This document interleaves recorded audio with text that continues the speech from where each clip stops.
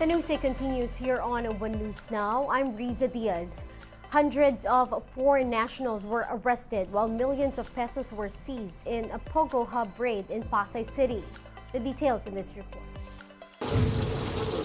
In a raid on August 17, 7 million pesos worth of cash was recovered from 32 vaults in a POGO hub in Pasay City. Aside from this, 24,000 pieces of pre-registered SIMs and 9,500 units of smartphones were also collected. Other content of the vaults included foreign SIM cards, passports, credit cards, employment contracts, and promissory notes, as well as bullets, silencer, tasers, and cryptocurrency wallets. According to the Department of Justice, they first raided the establishment on August 1 after receiving information that the POGO hub was involved in crypto and love scams. The POGO was earlier registered with PAGCOR, but due to illegal activities, its license was revoked. 230 foreigners were arrested and are currently detained inside the POGO hub, including Chinese, Malaysian, Vietnamese, Thai, and Myanmar nationals. They are facing charges for violating the Anti-Cybercrime Act, Securities Regulation Code, and immigration laws. Their lawyer, however, refused to comment on the matter. Meron na silang mga violations, immigration violations. They are being held here under the legal custody of the Bureau of Immigration. They're here now because we have yet to identify or determine the exact culpability or liability of these foreigners still here. The foreigners will also be facing charges for violating the SIM registration law after authorities found out that they used fake names to register SIM cards. Meanwhile, around 400 Filipinos were temporarily released for further investigation. Hindi pa natin ma-certain yung talagang participation nila dito. However, from the raid itself, mukhang sila po ay naging mga agents, computer operators, kung saan they act or pretend to be other people that they are really not. Doon sa love scam, kahit yung mga lalaki, they pose as girls, trying to hook victims. For cryptocurrency investments, they pretend to be mga cryptocurrency experts or brokers. The DOJ said they are now also looking into the possibility that the POGO hub is involved in money laundering activities too. The Anti-Money Laundering Council, or AMLC, was already tasked to freeze the assets of the POGO. The DOJ suspects the POGO hub in Pasay City as well as those in Clark and Las Piñas belonging to a big network. In fact, around 20 foreigners in Pasay have already been apprehended in previous raids. Yung iba sa kanila ay galing po sa Hong Tai, sa Clark at Las Piñas raid. Meron din tayong information na yung ibang vault, ang laman naman nun ay galing din sa Hong Tai. Yun po yung safe assumption ho natin, no, na lahat ng mga grupo na ito ay either nagtutulungan or they share the same resources of people. The building's owners have yet to come forward and answer questions from authorities. The DOJ is now coordinating with the Pasay LGU to trace the said individuals. Now, Philippine officials hope to receive next year the initial tranche of compensation covering the oil spill incident that happened in Oriental Mindoro last February. The Justice Department said they are working to secure a partial claim from the International Oil Pollution Compensation Fund by January at the earliest. The IOPC is an international body that provides financial compensation for damages caused by oil pollution. The government estimates the claim to be around $280 million or over 15 billion pesos. The guidance that we gave was that they should not temper the claims. Personally, ako gusto kong mag-claim ng January ng government man lang, whoever they are. Kahit partial lang. Kahit partial lang. The DOJ is also looking to file non-bailable criminal cases against the owner of MT Princess Empress. The company could also face 370 million pesos in administrative penalties.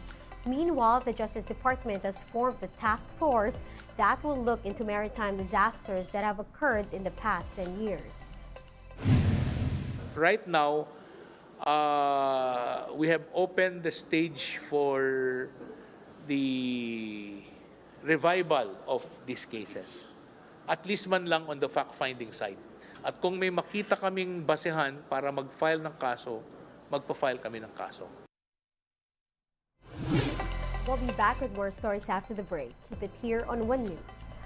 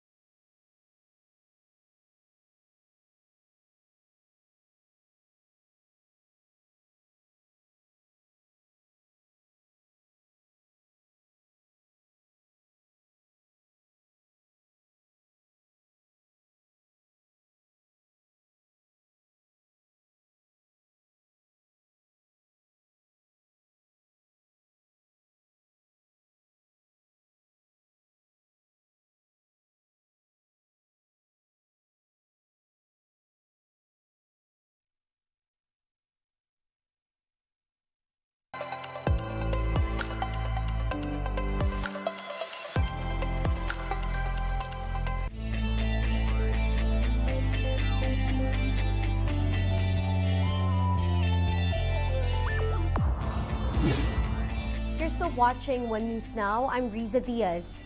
Chess Grandmaster Eugene Torre met fans in Marikina on Saturday.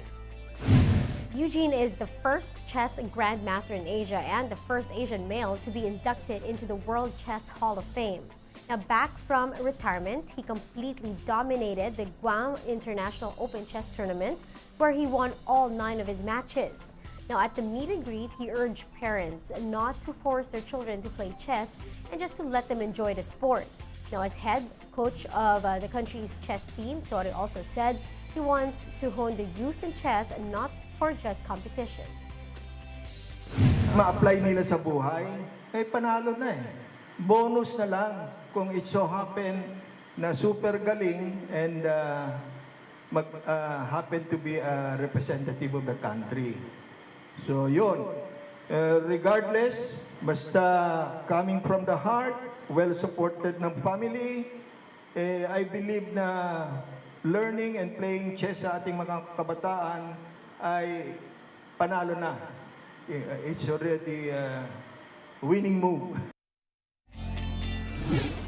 Meanwhile, in basketball, Team Angola is now in Manila for the 2023 FIBA World Cup.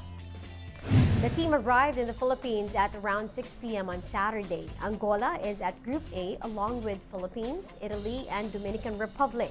They will be facing Italy on the tournament's opening day at the Philippine Arena. Try to do your best, and I think that we could do something else. The World Cup will be a challenge for everybody. We'll try to reach out what is the best for us. Teams Mexico and Egypt also touched down on Saturday night. Both teams are under Group D with Montenegro and Lithuania. This is Mexico's 6th World Cup stint and 7th for Egypt. The Mexicans will play a tune-up game against Gilas on August 21 in preparation for the FIBA opener. And those are the top stories of the hour. Join us later at 12 noon as we continue to monitor the day's biggest stories. I'm Riza Diaz. The FIBA World Cup starts August 25. Support Gilas, support Team Pilipinas. Watch and buy tickets to the biggest sports event of the year.